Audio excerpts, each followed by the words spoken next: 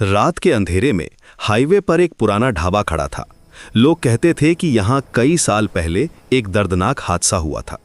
एक आग में पूरा परिवार जल गया था और तब से उनकी आत्माएं यहीं भटकती रहती थीं। लेकिन उस रात 4 दोस्तों को इस बात का अंदाजा नहीं था कि वे किस मुसीबत में फंसने वाले हैं। आरव, मोहित, पायल और सनी लंबे सफर के बाद उसी हाईवे से गुजर रहे थे। भूख और थकान से परेशान होकर उन्होंने उस ढाबे में रुकने का फैसला किया। जैसे ही वे अंदर गए, एक बूढ़ा आदमी अचानक सामने आया। उसकी आंखें धुंधली थीं, चेहरा पीला था। चाय पियोगे? उसने धीमी आवाज में पूछा। दोस्तों ने हाँ में सिर हिलाया।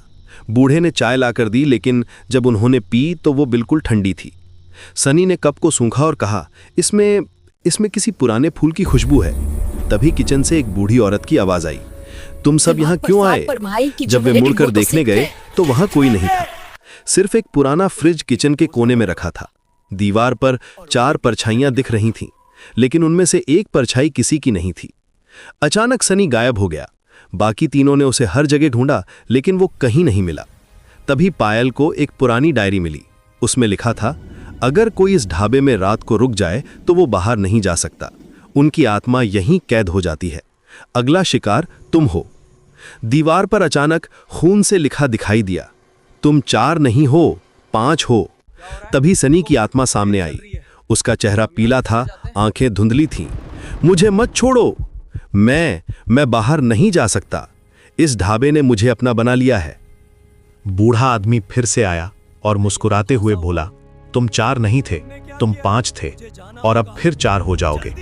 बूढ़ी औरत भी आई और कहा, अब वो हमारा बेटा है। सनी ने सच्चाई बताई, इस ढाबे की सच्चाई उजागर करनी होगी। उस आग की रात वो हादसा नहीं था। हमने आग खुद लगाई थी, मासूम आत्माओं को बांधने के लिए। ढाबा जिंदा है और उसे भूख लगती है। तभी पायल को किसी अदृश्य शक्ति ने पकड़ लिया। उसकी चीखें पूरे ढाबे में गूंजने लगीं। आरव और मोहित ने उसे छुड़ाया और किचन के नीचे तहखाना ढूंढा। तहखाने में 4 दीवारों पर अजीब निशान बने थे। बीच में एक जला हुआ पेड़ का ठूंठ था। उसके चारों ओर राख में नाम लिखे थे और 5वां नाम सनी। सनी की आत्मा ने कहा, मुझे बांधने वाला यही पेड़ है, इसे जला दो, ढाबा खत्म हो जाएगा। फंसा हुआ हूं। आरव ने हिम्मत जुटाई और माचिस जलाकर उस ठूंठ पर फेंक दी। जल्दी करो। दंपत्ति की आत्माएं चीखने लगी, लेकिन आरव ने हार नहीं मानी। अचानक तेज रोशनी हुई और पूरा ढाबा हिलने लगा। सन्नी ने आखिरी बार मुस्कुराकर अपने दोस्तों को देखा, फिर सब कुछ शांत हो गया। तीनों दोस्त अचानक हाईवे पर खड़े थे। ढाबा गायब था, सिर्फ खाली जमीन बची थी। पायल के मोबाइल में एक नई फोटो आई थी। उसमें लिखा था, मैं आजाद हूं। सन्नी का शरीर तो चला गया था, लेकिन उसकी आत्मा आजाद हो गई थी। ढाबे का श्राप टूट गया था और सभी कैद आत्माएं मुक्त हो गई थीं। दोस्ती की ताकत ने बुराई पर जीत हासिल की थी।